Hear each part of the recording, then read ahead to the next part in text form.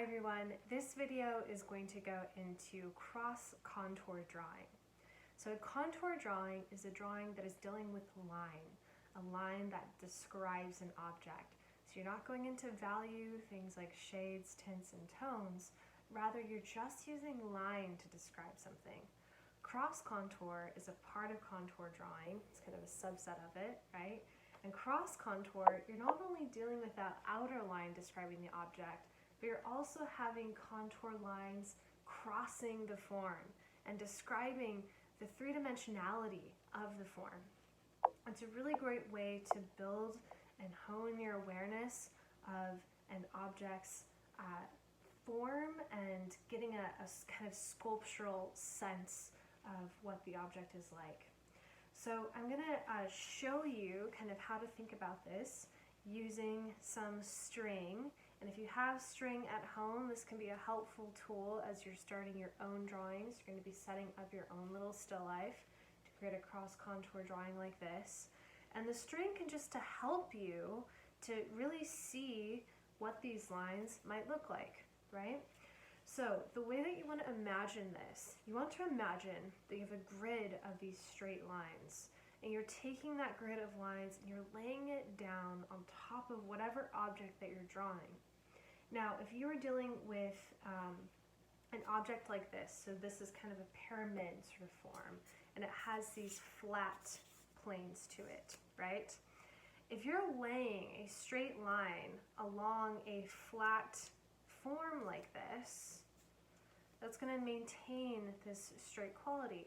Though now as you go across this other plane back in space, you can see that the direction of that line changes as it follows this other plane, right? But this is staying fairly, it's staying straight because you have this flat plane tool form, right? Now, if you're in this object, it has this angle to it, which is interesting, be interesting to draw.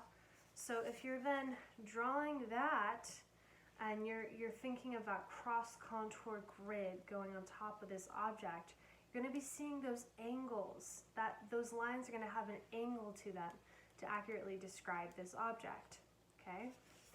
All right, so flat planes, those lines are going to stay fairly straight. In my drawing, there isn't just a cube sort of object, but there's parts of this plate, for example, that are quite flat. So this bottom part of the plate, that plate goes, this part curves down, and we can see that in the way that I've described those lines. But along the bottom of it, it's just kind of flat, so we can see that grid really clearly. Now, if you're dealing with a curved object, so something that's acting like a sphere, that series of straight lines, when you overlap that onto a sphere, they're going to be showing the curvature of the sphere. They're going to show that curve. They're going to round out. So if we take our string, okay, and put it across our sphere, you can see how that string is going to curve around the sphere. Seeing that curve, it's going to show that form that you're dealing with, that roundness. It's not just going to be a straight line, it's going to curve with the form of the object, okay? So in my own drawing, when I was dealing with an apple, the apple is acting like a sphere, right? Now the banana is pretty interesting because the banana is kind of acting like a cylindrical shape, which has a kind of a roundness to it. But then the peel on the banana also has these kind of distinctive segments. There is a bit of a roundness to it. It's not extreme though. And they're also kind of like these different planes.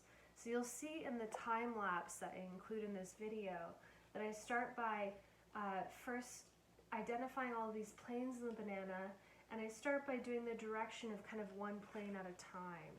So if we look at that, if we wrap our string around this, okay, we can see how these different segments, it's a little bit of roundness, but it's not too round, it's kind of flatter. but in each of the segments of the peel, they're kind of going into a different direction, and you put them all together and it makes this cylinder of the banana. Okay? So, no matter the object that you're dealing with, you want to try to think of what simple shape is this acting like? Is it acting like perhaps a sphere? Maybe a pyramid shape? Maybe a cube? Okay? So you want to ask yourself that. You kind of want to start there. And then you want to think about, and if you have some string at home, you can use this and actually check for yourself, what would this cross contour look like with this object that I'm dealing with?